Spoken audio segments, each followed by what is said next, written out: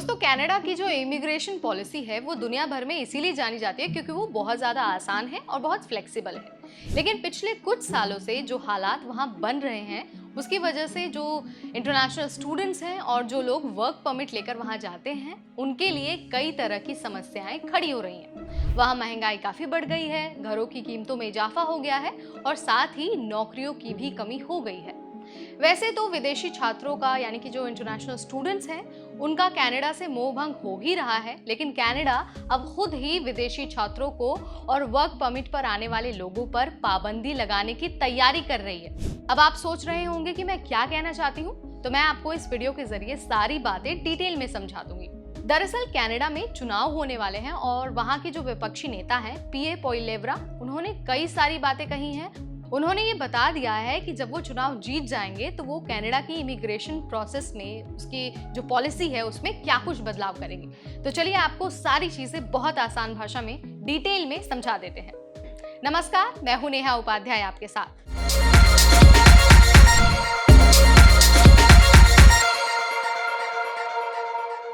दरअसल कनाडा के विपक्षी नेता पीए पोइलेव्रा ने कहा है कि अगर उनकी पार्टी अगला चुनाव जीतती है तो वो हाउसिंग क्राइसिस यानी कि जो घरों का संकट कनाडा में पैदा हो गया है उसका समाधान करेंगे।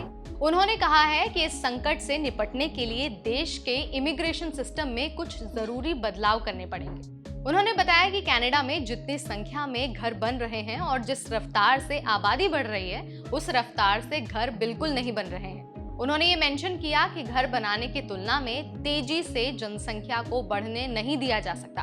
अगर ऐसा होता है तो हम और भी बुरे हालात देखने वाले हैं, ये कहना है कनाडा के विपक्षी नेता पियरे का।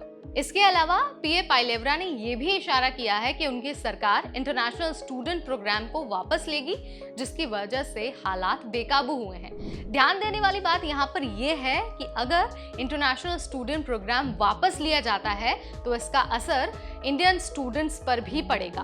पीए ने यह भी मेंशन किया है कि अगर लोग नियमों का पालन करते हैं, टैक्स भरते हैं और वहाँ की आधिकारिक भाषाओं में से किसी एक भाषा को सीखते हैं तो वहाँ पर बाहरी लोग आराम से रह सकते हैं। इसके साथ ही उन्होंने ये भी बता दिया है कि अगर कोई व्यक्ति कानून तोड़ेंगे और सिस्टम को धोखा देंगे तो ऐसे लोगों को कनाडा से बाहर जाना होगा।